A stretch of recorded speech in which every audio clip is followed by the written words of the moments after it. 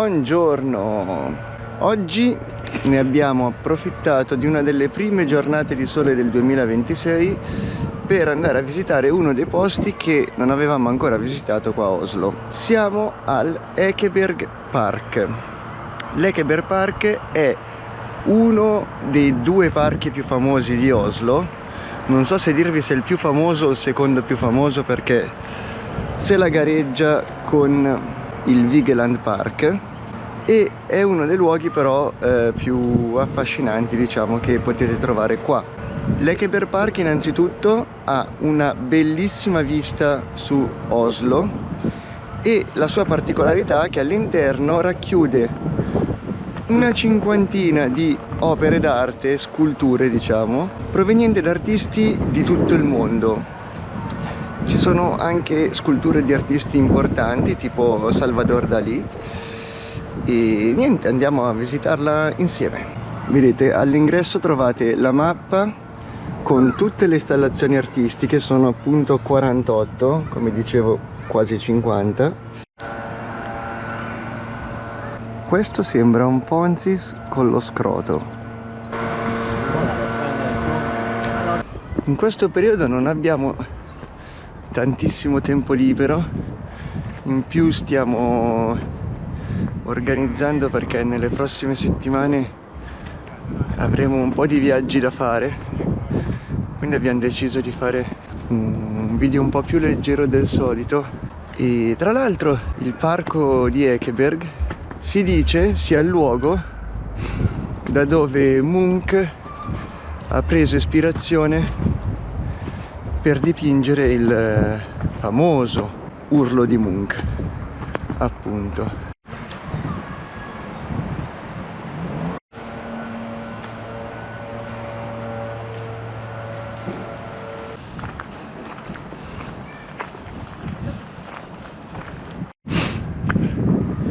C'è anche scritto che non ci si può arrampicare sulle sculture. Tra l'altro la zona di Ekeberg è una zona in cui sono stati trovati reperti antichissimi.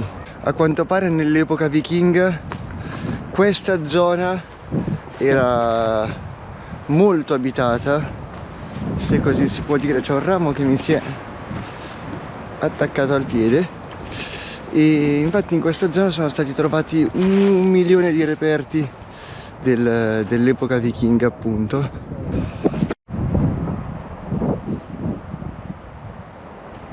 Qua c'è anche la controparte della statua che abbiamo appena visto, però l'hanno coperta con un telo.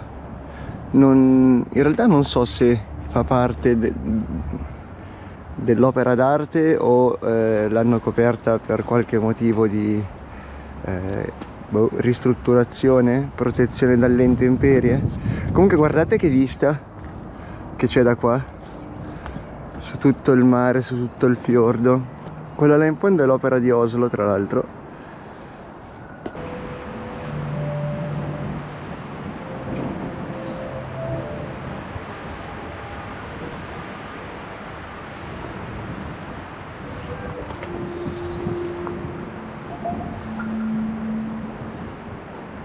Tra l'altro tutto questo parco non è di proprietà del comune di Oslo o è stato sovvenzionato con fondi pubblici, ma è bene sì un miliardario norvegese, il buon Christian Reinies, se non mi sbaglio, che ce ne aveva troppi, è un appassionato di arte e ha donato milioni e milioni di euro per la realizzazione di questo posto. Ho due cani che mi corrono intorno e niente, questa quindi è la storia. È stato un miliardario a fondare tutto, non è stato il comune di Oslo o l'ente della cultura e dei servizi.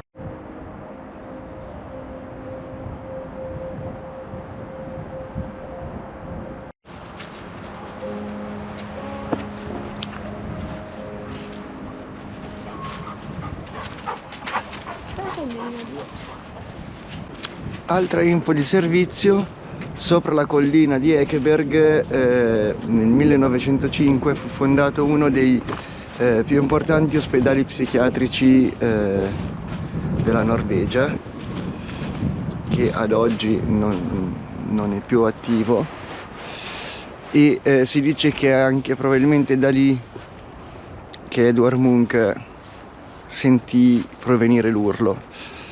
Altra info: il cielo rosso dietro l'urlo fu probabilmente dato dalla recente eruzione vulcanica che ci fu nel fine 1800 dal vulcano Krakatoa, e in pratica le polveri dell'eruzione resero per un bel periodo il cielo sopra Oslo di quel colore rossastro.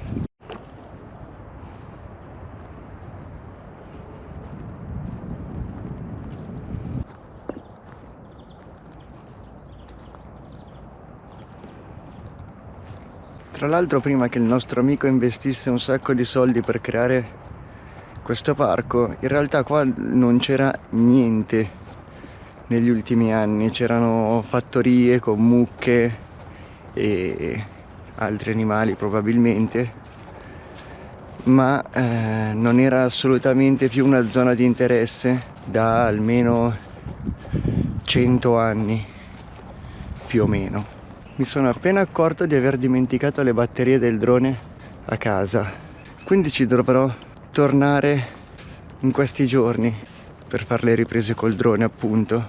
E vabbè, per fortuna non è lontano da casa, perché comunque siamo relativamente vicini al centro città, cioè dal centro ci arrivate in un quarto d'ora qui.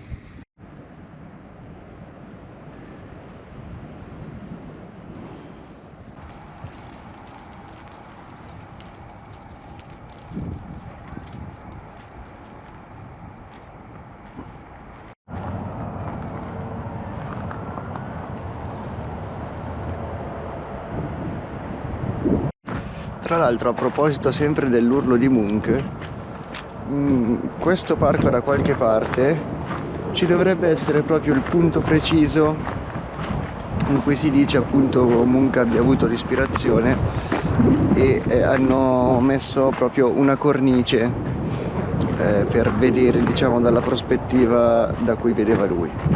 Solo che questo parco è gigante ed è difficile orientarsi, quindi non saprei dirvi esattamente dove si trova questa cornice, ma se dovessimo incrociarla ve la farò vedere sicuramente.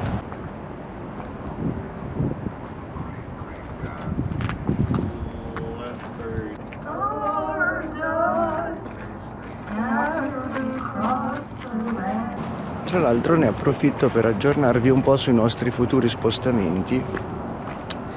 Allora, a brevissimo torneremo in due nazioni, le nostre due nazioni preferite, più o meno, e faremo una settimana un po' a destra e a sinistra, vedrete a breve appunto. Mentre quest'estate avremo 2 settimane intense nella zona del Caucaso, senza dire precisamente dove, per non rovinare tutta l'aspettativa. Quel viaggio, se dovesse andare tutto come secondo i piani, sarà uno dei più impegnativi che abbia mai fatto probabilmente, ma sarà anche molto molto molto figo se appunto tutto procede come previsto. Comunque queste panchine che danno proprio sul vuoto mi piacciono un sacco. Quello lì, tra l'altro, questa struttura qua che vedete, è il museo di Munch. Tu sei questo.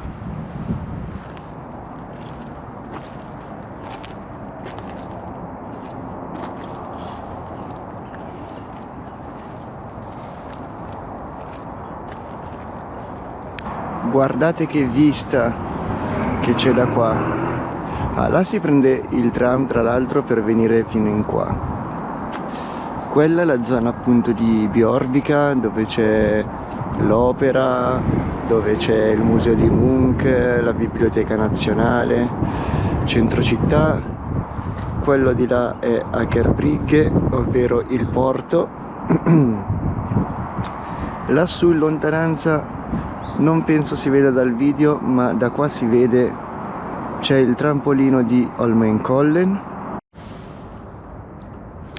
Ok, quest'oggi il tempo per noi è finito perché abbiamo un sacco di cose da fare, però appunto devo tornare in questi giorni ricordandomi di portare le batterie del drone, quindi oggi per noi finisce qua, ma non per voi. Switch di giornata fra 3, 2, 1. Nuovo giro, nuova corsa. Eccoci qua, qualche giorno dopo. Oggi c'è una giornata ancora più bella che l'altro giorno. Abbiamo deciso di fare il giro dall'altro lato, il lato che non abbiamo visitato l'altro giorno, così magari vediamo anche qualcosa di nuovo, anche se di qua non sembra essere parco, sembra un po' più abbandonato rispetto alla parte che abbiamo visitato l'altro giorno.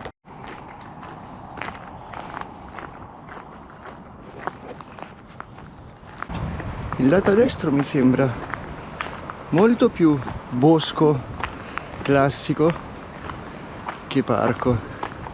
Infatti non abbiamo ancora incrociato nemmeno una scultura. Ci sono alberi, un piccolo fiume e... ah no, forse di qua.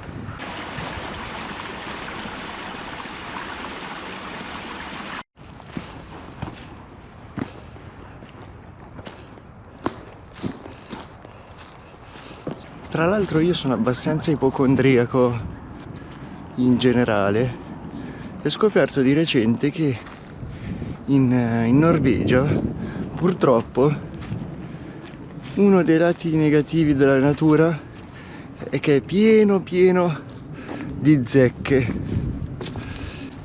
Ora ho il terrore di camminare da qualsiasi parte perché ho paura di prendermi una zecca. Che poi se le trovi in tempo in realtà non sono nemmeno un problema, e se non te ne accorgi che rischi che ti passino malattie tipo la malattia di Lyme o Lyme. Ci sono due cani giganti che ci stanno correndo intorno, quindi ogni passo è un wow, che bello questo posto, e allo stesso tempo è chissà se sto prendendo una zecca.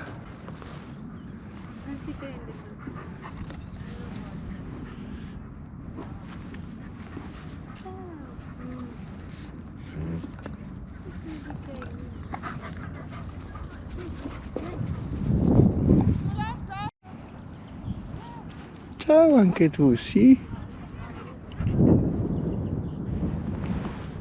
Ciao! Poi in realtà alcuni nostri colleghi ci hanno anche detto che loro le hanno prese, però facendo tipo trekking in montagna, non diciamo semplicemente camminando in un prato. Però sono paranoico io. Che ci devo fare?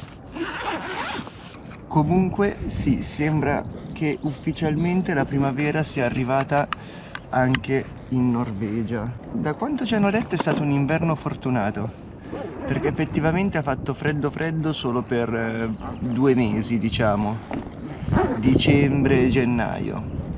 E dopodiché sia le giornate hanno iniziato subito ad allungarsi, sia il freddo ha iniziato a farsi meno pungente. E diciamo che ha iniziato a far freddo 10 giorni prima di Natale. Non è stato, diciamo, troppo traumatico, mentre è stato abbastanza traumatico il cambio di ore di luce e di buio, perché diciamo novembre e dicembre sono stati un po' faticosi. Proprio il fatto che il sole sorgeva tardi e tramontava alle 3 e mezzo del pomeriggio, ti fa proprio sentire più stanco durante la giornata, e tutti dicono che però il primo anno è il peggiore, poi ti ci abitui. Comunque a gennaio le giornate si sono già allungate, quindi si tratta davvero solo di una cosa di 2 mesi, come il freddo, diciamo sopportabili. E poi quando parte la bella stagione invece è tutto il contrario, sole tutti i giorni, temperatura perfetta, e quindi diciamo che va bene così.